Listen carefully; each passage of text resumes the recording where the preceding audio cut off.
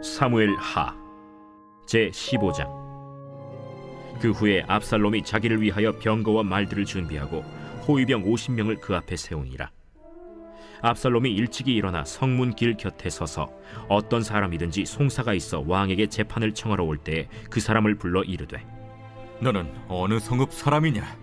종은 이스라엘 아무 지파에 속하였나이다. 압살롬이 그에게 이르기를, 보라, 내 일이 옳고 바르다마는 내 송사를 들을 사람을 왕께서 세우지 아니하셨다. 내가 이 땅에서 재판관이 되고 누구든지 송사나 재판할 일이 있어 내게로 오는 자에게 내가 정의 베풀기를 원하노라 하고 사람이 가까이 와서 그에게 절하려 하면 압살롬이 손을 펴서 그 사람을 붙들고 그에게 입을 맞추니 이스라엘 무리 중에 왕께 재판을 청하러 오는 자들마다 압살롬의 행함이 이와 같아서 이스라엘 사람의 마음을 압살롬이 훔치니라. 4년 만에 압살롬이 왕께 아뢰되, 내가 여호와께 서원한 것이 있사오니 청하건대 내가 헤브론에 가서 그 서원을 이루게 하소서. 당신의 종이 아람 구술에 있을 때에 서원하기를, 만일 여호와께서 반드시 나를 예루살렘으로 돌아가게 하시면 내가 여호와를 섬기리이다 하였나이다. 왕이 그에게 이르되, 평안히 가라. 하니 그가 일어나 헤브론으로 가니라. 이에 압살롬이 정탐을 이스라엘 모든 지파 가운데에 두루 보내 이르기를, 너희는 나팔 소리를 듣거든 곧 말하기를, 압살롬이 헤브론에서 왕이 되었다 하라 하니라. 그때 청함을 받은 200명이 압살롬과 함께 예루살렘에서부터 헤브론으로 내려갔으니 그들은 압살롬이 꾸민 그 모든 일을 알지 못하고 그저 따라가기만 한 사람들이라. 제사 드릴 때에 압살롬이 사람을 보내 다윗의 모사 길로 사람 아히도벨을 그의 성읍 길로에서 청하여 온지라. 반역하는 일이 커가매 압살롬에게로 돌아오는 백성이 많아지니라. 할렐루야. 사랑하는 열린문교회 성도 여러분, 지난밤도 주님 주신 은혜와 평강 가운데 단잠 주무셨습니까? 아침을 깨우는 말씀, 수요일 이 아침에 주님께서 저와 여러분에게 주시는 말씀은 사무엘하 15장 1절로 12절까지의 말씀입니다. 오늘도 말씀 통해 주시는 살아계신 하나님의 말씀을 통하여 저와 여러분의 삶 가운데 선명한 기준이 세워지길 원하며, 또한 세워진 그 기준에 합당한 삶을 살아내심으로 하나님께는 영광이요, 저와 여러분의 삶 가운데는 성경이 보장하는 형통한 삶을 누리시는 오늘 하루가 되었으면 좋겠습니다. 오늘 본문의 제목을 매일 성경의 해설자는 백성의 마음을 훔친 압살롬이라고 제목 지었는데요. 말 그대로 여러분도 잘 알고 있는 이스라엘 역사, 그 중에서 다윗의 그 가문에 대한 이야기 중에 빠질 수 없는 이 압살롬의 반역과 그로 말미암아 빚어지는 다윗 왕조의 위기, 이 이야기에 대해서 우리는 너무나도 잘 알고 있습니다. 오늘 제목 자체가 백성의 마음을 훔친 압살롬인데요. 말 그대로 그의 이 형제 중에 한 명인 암논을 무참히 살해하고도 결국엔 그 죄를 온전히 뉘우치거나 깨닫지 못했던 압살롬은 급기야 다윗 왕을 배신하기로 작정하였다라는 것입니다. 그래서 결국엔 그는 그의 왕자라는 어떤 지위 내지는 그의 위치를 이용하여 이 백성들의 마음을 훔치기 시작했다라는 것이죠. 사실은 이 제목에서 이야기하는 이 훔친다라는 얘기는 사람들의 마음을 샀다, 얻었다라는 표현으로 우리가 흔히들 사용하지만, 사실은 저는 이 표현에서 훔쳤다라는 그 부정적인 의미에 대해서 부각시켜 이야기하고자 하였습니다. 사실은 사람들의 마음을 얻고 샀다라는 표현보다는 말 그대로 남의 것을 훔친 것처럼 이스라엘 백성들의 마음을 이 부정적인 의미에서 훔쳐가고 빼앗아간 것이 압살롬이었다라고 오늘의 이야기를 이어가고자 합니다. 왜 압살롬이 이스라엘 백성들의 마음을 얻은 것이 아니라 훔치고 부정적인 의미에서 빼앗았다라고 제가 이야기하냐면, 그 과정과 방법이 온당하거나 온전하지 못했기 때문입니다. 여기 오늘 본문을 여러분을 다 읽어보셔서 아시겠지만 결국에는 모든 악인들이라든가 악한 정치인들이 보여주는 행태와 같이 결국에는 사람들의 마음을 얻고 동요시키기 위해서 반역을 하기로 작정했었던 압살롬은 그의 아버지에 대해서 모함하기 시작합니다. 하더라는 것이죠.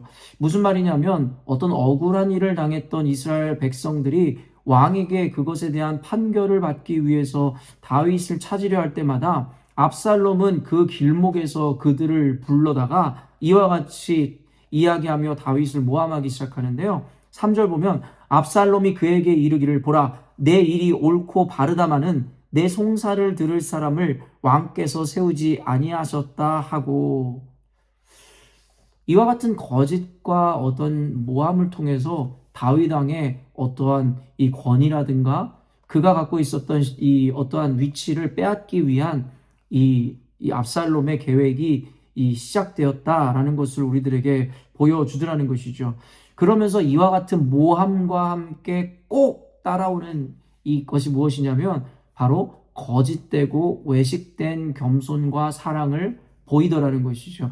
여러분 이런 같은 것은 정말 성경에서 이야기하는 악인들의 하나의 패턴입니다. 그리고 자신이 어떤 권력을 취하기 위해서 또 남의 것을 빼앗기 위해서 행동하는 악인들의 전형인데요. 단순히 성경에만 나오는 것이 아니라 사실은 이 세상을 살아가는 가운데 아까도 이야기한 거짓된 표를 얻기 위한 정치인들이라든가 어떤 악인들, 사람들의 어떠한 전형적인 행태이고 모습임을 우리는 잘 알고 있습니다. 여러분 이제는 거짓된 겸손과 사랑을 보이는데 4절에서 5절 말씀을 보면 또 압살롬이 이르기를 내가 이 땅에서 재판관이 되고 누구든지 송사나 재판할 일이 있어 내게로 오는 자에게 내가 정의 베풀기를 원하노라 하고 사람이 가까이 와서 그에게 절하려 하면 압살롬이 손을 펴서 그 사람을 붙들고 그에게 입을 맞추니 여러분 얼마나 가증스러운 모습이 펼쳐지는 것입니까? 정말 압살롬이라는 자가 겸손하고 그를 찾은 백성에 대한 사랑이 있어서 이와 같은 행동을 한다라고 생각하시는 분은 없으시겠죠?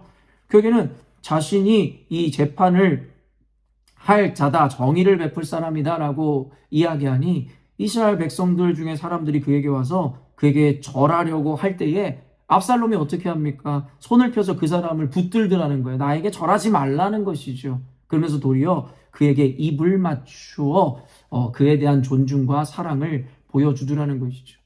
여러분 대통령 선거 혹은 어떤 총선이라든가 중요한 국회의원 또한 이 출마 선언 이런 어떤 선거가 있을 때마다 전형적으로 나타나는 일들 아닙니까?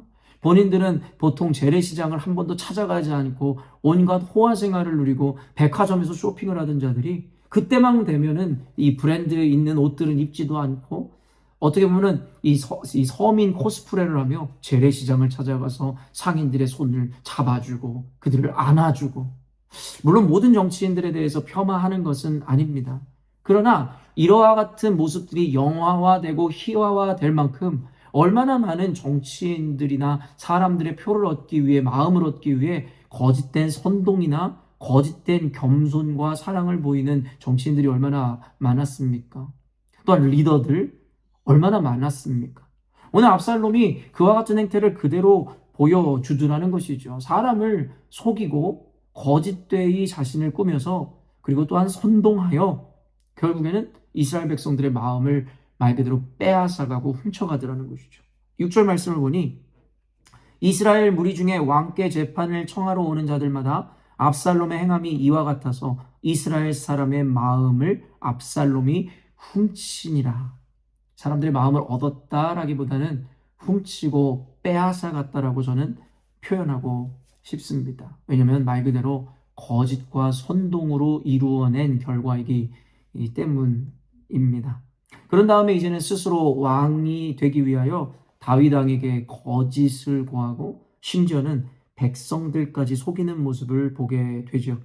왕에게 이제는 자신을 헤브론으로 보내달라 청하였을 때에 다윗 왕은 그의 의도와 흑심을 알지 못한 채 9절 말씀 보니 왕이 그에게 이르되 평안히 가라 하니 그가 일어나 헤브론으로 가니라. 압살롬을 헤브론으로 보내주더라는 것이에요. 그러면서 11절 말씀 보니 그때 청함을 받은 200명이 압살롬과 함께 예루살렘으로부터 헤브론으로 내려갔으니 그들은 압살롬이 꾸민 그 모든 일을 알지 못하고 그저 따라가기만 한 사람들이라. 여러분 악인들이나 악한 자들의 방식이 그대로 이 성경에 나오고 있죠. 그런데 예전에 어떤 이 교회들에서 일어나는 일들에 보면 이와 같은 일들이, 유사한 일들이 일어났죠. 무슨 말입니까? 성도들이 어떤 리더를 따라 나갔지만 사실은 알지 못하였다라는 것이죠. 그 교회를 떠나고 그리고 이 새로운 교회를 세우고 또한 그 전에 섬기던 리더를 배신하는 것이었다라는 것, 교회를 배신했다라는 것. 이와 같은 이야기들은 너무나 많죠. 11절 말씀을 보니 결국엔 200명을 청해서 헤브론으로 데리고 갔는데 그 사람들은, 그 백성들은 이 압살롬에 반역하고자 하는 그 계획과 그가 꾸민 일들에 대해서 전혀 알지 못했다라는 것이에요. 그렇게 200명을 데리고 가서 성경에 묘사되어 있지는 않지만 얼마나 그들을 구워 삼고 권모술수와 거짓으로 자신에게 충성해 압살롬이 그들에게 이 거짓을 고했겠냐라는 것이죠. 그러다 보니 11절 말씀 보니 그 이후로도 결국에는 압살롬에게 돌아오는 백성이 점점 많아지더라는 것이죠. 결국에는 거짓과 권모술수와 모함으로 세워진 왕국을 만들더라는 것이죠. 그러나 성경의 역사 그리고 이후의 압살롬의 이야기가 우리들에게 분명히 증명해 주듯이 그와 같이 거짓과 모함과 선동으로 세워진 교회는, 그리고 나라는, 조직은 결국에는 망할 수밖에 없음에 대해서 이야기하더라는 것입니다. 성경은 우리들에게 이와 같은 사례를 통해서 깨달으라는 것입니다. 이와 같은 거짓과 선동과 모함과 권모술수로 세워진 교회나 조직이나 공동체 그리고 국가나 사회는 결코 온전히 세워지거나 성공을 거둘 수 없음에 대해서 말입니다. 그럼에도 불구하고 이와 같이 명확하게 성경이 우리들에게 이야기하지만 우리는 쉬이 속고 이것에 대해서 끊임없이 스스로도 이 압살롬과 같은 모습으로 순간의 이익을 위해서 이와 같이 뻔히 망할 일임에도 불구하고 이와 같은 거짓과 모함과 선동을 일삼게 되더라는 것이죠. 이것이 인간의 죄성이지 않을까 싶습니다. 어쨌든 오늘 본문의 대략은 이렇습니다. 압살롬은 마침내 다윗에게 반역하였고 그 과정이 추악하였으며 어찌되었든지 간에 그렇게 이스라엘 백성의 마음을 훔쳐서 왕이 되더라는 것입니다. 저는 이 본문을 보면서 많은 것을 깨닫는데요. 그 중에서 여러분들에게 좀 함께 나누고자 하는 묵상이 이것이었습니다. 오늘날의 세계가 채택하고 있는 하나의 정치 제도는 민주주의입니다. 민주주의, 여러분, 우리 대한민국이나 호주가 속해 있는 것도 이와 같은 민주주의의 형태이고 모습, 물론 세부적인 모양들은 다를지 모르겠지만 모두가 이 민주주의를 채택하여 내세웁니다. 사실은 민주주의 자체가 완벽한 정치 제도라고 이야기하는 학자는 없습니다. 민주주의, 또 경제적인 개념에서 이 자본주의, 많은 국가들, 자유주의 국가들이 채택하고 있지만 자본주의에도 분명히 폐해가 있고 온전하지 못한 제도임을 우리는 모두 알고 있죠. 민주주의도 마찬가지입니다. 그저 국민들이 듣기에는 좋은 것이에요. 뭐냐면 국가의 주인은 백성이고 국민이다라는 이야기니까 결국에 모든 권위나 결정권이 자신에게 있다라는 이와 같은 이야기를 싫어할 국민들이 어디 있겠냐라는 거예요. 그러면서 그런 사람들이 이야기하는 게 무엇이죠? 바로 이런 예전의 이야기들, 민심이 천심이다. 여러분 들어보셨죠? 결국에 백성의 마음이, 국민의 마음이 하늘의 뜻이다. 여러분 어떻게 생각하십니까? 이와 같은 고백과 선언이 옳다라고 생각하십니까? 저는 너무나도 아이러니하고 안타깝게도 오늘날의 많은 자유주의를 지향하는 국가들이 민주주의라는 정치 제도를 채택하지만 저는 그들이 이야기하는 민심이 천심이다. 그리고 그들이 내거는 다수결의 원칙이 꼭 옳은 것만은 아니다라고 이야기하고 싶습니다. 왜냐하면 오늘의 이 본문에서도 인간의 죄성과 연약함을 여실히 드러내듯이 결국엔 인간은 죄인이고 완벽하지 않기 때문입니다. 지금 성경에서도 보았지만 압살롬이라는 악인, 그의 이 권모술수나 모함과 거짓 선동, 거짓되고 외식된 사랑과 겸손에 속아 마음이 빼앗기는 백성들이 얼마나 많았냐라는 거예요. 심지어는 대세가 넘어가게 됩니다. 다윗을 따르는 자보다 압살롬을 따르는 자가 더 많아지기 시작하더라는 것입니다. 여러분, 민심이 천심이다? 다수결의 원칙이다? 그랬다면 여러분 이스라엘 역사가 바뀌었어야죠. 압살롬이 왕으로서 결국에는 그 계보를 이었어야 할 것이고 이스라엘 백성들 모두가 지향하고 추구했었던 대로 여러분 국가가 세워졌어야죠. 근데 성경은 그렇게 이야기하고 있지 않습니다. 성경의 창세기부터 신약 성경에 이르기까지 결국에는 인간이라는 조직은 그 머릿수나 때를 의지함으로 말미암아 결국에는 하나님의 진리를 무너뜨리려 하고 기준을 무너뜨리려 하죠. 다수결의 원칙이라는 것, 결국에는 백성에게, 성도에게 결정권과 여러 주도권이 주어졌을 때에 많은 이들은 그렇게 하면 교회가 부흥하고 목회자들의 부패를 막을 수 있다고 생각했지만 그와 같은 개념으로도 결코 교회는 부활하거나 부흥할 수 없었음을 역사가 이미 우리들에게 기록이 증명하고 있더라는 것이죠. 그렇다고 해서 제가 여러분들에게 그저 국민이 주인이 되는 나라, 성도가 주인이 되는 교회 되지 말자라고 이야기하고자 하는 것이 아닙니다. 결국에는 어떤 학자들이 이야기하지만 결국에는 어떤 결정하기에 있어서 다수의 결정이 굉장히 위험하다. 다수의 동의가 위험하다라고 이야기합니다. 왜냐하면 불특정 다수가 갖고 있는 그 표의 권리 그리고 권위, 힘이라는 것은 모두가 바르지도 않고 모두가 온전한 지혜를 갖고 있지도 않고 지식을 갖고 있지도 않은 것인데 결국엔 그들이 그와 같은 권력과 힘을 가질 때에 얼마나 위험한 결정이 날 수 있는지에 대해 경고하는 학자들의 이야기가 그렇습니다. 얼핏 들으면 민주주의라는 제도가 그리고 교회의 이 행정권이 성도들에게 있다. 좋은 이야기인 것 같지만 성경에서는 도리어 반대의 이야기를 하고 있더라는 것이죠. 그리고 그 위기를 극복하게 하는 것은 하나님의 사람, 결국엔 리더가 바로 세워졌을 때라는 것입니다. 오늘의 말씀은 오해 없이 들으셨으면 좋겠습니다. 결국에는 죄악에 물든 인간들이 결국엔 그 무리가 지향하는 것이 꼭 옳은 것일 수 없다라는 것이 성경의 곳곳에서 이야기하는 바입니다. 그러면 우리가 주목해야 될 것이 무엇이냐? 바로 바른 리더를 세워야 된다라는 것입니다. 아까도 이야기했지만 리더가 권력과 권위를 갖는다고 해서 무조건적으로 그 나라나 교회나 조직이 흥한다라는 이야기를 하고자 하는 것이 아닙니다. 결국엔 그 리더 역시도 연약한 죄인일 것이기 때문입니다. 그럼에도 불구하고 다수의 불특정 다수의 어떤 이들이 권력을 갖는 것보다 교회는 늘 하나님의 사람, 리더를 세워서 조직을 세워가기를 원하셨습니다. 그러나 오늘 본문을 통해서 그 리더의 위치와 그 리더라는 자의 자리가 얼마나 중요한지에 대해서 이야기합니다. 압살롬이라는 리더가 세워졌을 때에는 그로 말미암아서 국민들, 백성들, 교인들, 성도들은 속임을 당하게 되고 거짓 선동과 결국에는 모함을 통해서 또한 외식을 통해서 거짓된 리더, 잘못된 가치를 쫓게 되더라는 것이죠. 그렇기 때문에 압살롬의 모습을 통해서 또 민심, 인간이라는 존재가 이렇게 쉽게 속고 모함에 넘어가는 존재라는 것을 통해서 우리는 깨달아야 합니다. 단순히 내가 손에 권력을 잡는다, 내가 어떠한 것에 권위를 갖는다, 여러분 그것에 혈안되어서는 안 된다는 것입니다. 우리는 여러분 요 몇 년 사이에 있었던 한국에 있었던 정치 혹은 이와 같은 이 과정을 통해서 우리가 얼마나 많은 오판을 했었고 쉽게 속았는지에 대해서 모두가 공감하실 것입니다. 여론이라는 것에 대해서 뉴스라는 것에서 떠드는 것을 모두 사실로 받아들인 우리들이 얼마나 쉽게 속는 존재인지에 대해서 깨달으셨을 것입니다.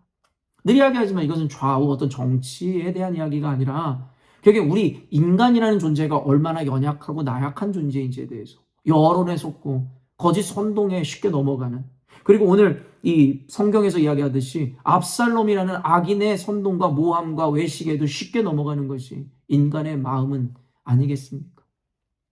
그렇다면 이것입니다. 결국에 어떤 리더가 홀로 권위를 잡고 세워진다 하여 완벽할 수 없고, 결국에는 백성이, 국민이 힘을 갖는다 하여 그것도 완벽할 수 없는 것인데, 그럼에도 불구하고 성경의 개념으로 보면 하나님의 사람, 하나님이 세운 리더를 통해서 국가든 교회든 조직이 세워지는 것이 가장 이상적이다. 그렇다면 성경의 개념에서 우리가 그러면 지향해야 하고 우리가 기도해야 되는 것은 무엇이겠습니까? 바로 하나님, 좋은 리더가 세워지게 하여 주옵소서. 하나님의 세우신 리더가 나라의 그리고 교회의 리더가 되게 하시고, 하나님 말씀의 기준이 세워진 하나님 마음에 합한 자가 하나님 리더 되게 하여 주옵소서. 더불어 열린문교회 담임 목회자로서 이와 같은 무거운 사명을 가진 자로서 이 영상을 보는 이 교우 여러분들과 열린문교회 성도들에게 부탁하고 싶은 것은 단순히 김두영 목사 한 개인을 지지하고 무조건 맹종하자, 순종하자라는 이야기를 하고 싶은 것이 아닙니다. 여러분들이 그래서 저를 위해 기도해야 된다는 것입니다. 김두영 목사에게 하나님께서 부여하신 권위와 이와 같은 어떤 영적 권위 자체가 압살롬과 같이 악하게 사용되거나 자신의 이익을 위해서 사용되는 것이 아니라 하나님의 나라와 진정한 성도들을 위한 목회, 리더십이 될 수 있게 해달라고 여러분은 기도할 수 있어야 된다는 것입니다. 이것은 국가와 나라에 대한 개념도 마찬가지인 것이고 여러분의 직장과 가정에 대한 개념도 마찬가지인 것입니다. 단순히 리더를 무너뜨리고 리더십을 붕괴시키는 것이 중요한 것이 아니라 하나님께서 세우신 리더에게 하나님의 마음을 부어주시고 다윗과 같은 선한 마음과 하나님 중심의 마음이 우리 리더에게 세워진 리더에게 주어지게 해달라고 기도하는 것, 그것이 우리에게 가장 중요한 성경적 개념에서의 옳은 판단이고 기도의 제목인 줄로 믿습니다. 지금까지 정치를 대하든 사회를 대하든 교회를 대하든 혹시 이와 같은 기준과 개념, 성경에서 이야기하는 이 과정을 온전히 인식하지 못함으로 혹시 여러분들은 헷갈리고 그저 여러분들이 듣기에 합당한 이야기에 혹시 귀를 기울이시진 않았는지, 또 그것이 옳은 것이다라고 착각하지 않았는지에 대해서 반성해보는 오늘이 되었으면 좋겠습니다. 압살롬을 따르던 백성들은 모두 속아 결국에는 그의 겉모술수에 넘어가 옳지 못한 것을 결국에는 추구하고 따르고 하나님을 배역하고 반역했듯이 혹시 우리들은 어떤 개념에서 압살롬을 추종하는 무리들과 같이 미련하고 아둔하여 잘못된 선택의 길로 가고 있을지도 모르는 것이겠죠. 다시 한번 이야기하지만 여러분, 국가의 수장을 위해서 기도하십시오. 그리고 교회의 목회자들을 위해서 기도해 주십시오. 그리고 여러분의 직장의 상사들을 위해 기도해 주시고 또한 가정의 가장을 위해서 기도해 주십시오. 그것이 우리가 살 길이고 그것이 성경에서 이야기하는 하나님의 방법임을 우리가 잊지 않았으면 좋겠습니다. 함께 기도하겠습니다. 하나님 아버지, 결국엔 인간이 만들어낸 정치 제도이든 그리고 개념이든 완벽할 수 없음에 대해서 우리는 종종 잊어버리곤 합니다.